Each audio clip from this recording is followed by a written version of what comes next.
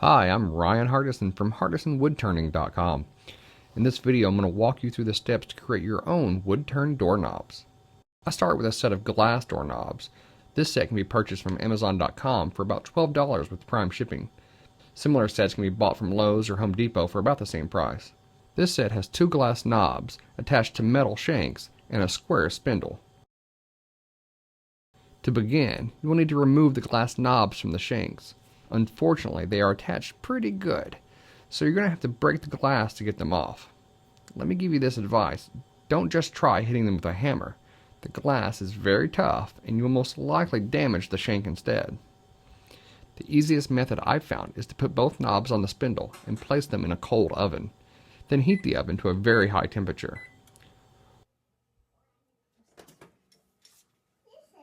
Once the oven reaches temp, carefully remove the set and drop them in ice cold water.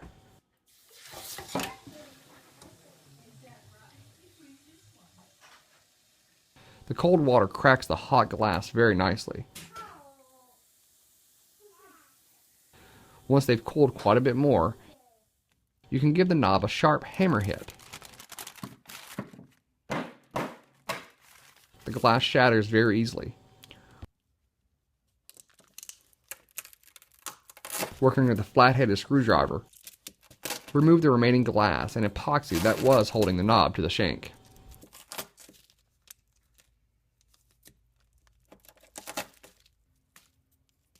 You can see now that the shank has 8 little spikes that help the epoxy hold the glass knob.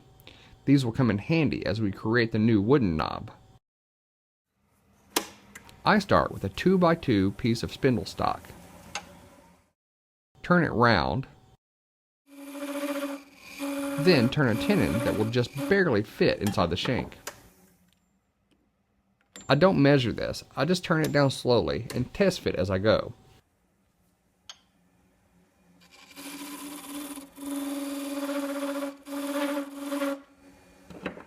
Once it's a nice snug fit, I make sure the tenon is slightly longer than will fit into the shank, maybe an 1/8 inch or so.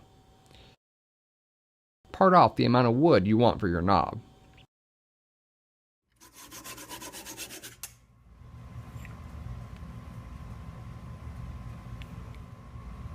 Next, I add superglue to the tenon, being careful not to add too much to the side of the tenon. Then I use a hammer to drive the shank onto the tenon.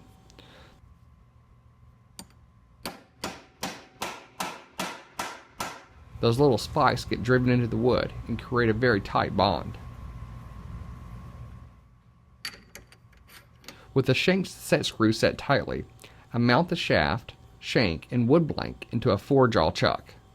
Now it's up to you to turn the knob into the shape you want.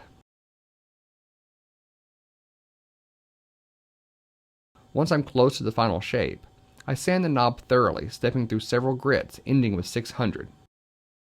I use some triple lead finish and some shallow wax to put a polished finish on the knob. I'm sure many other finishes will work just as well, if not better.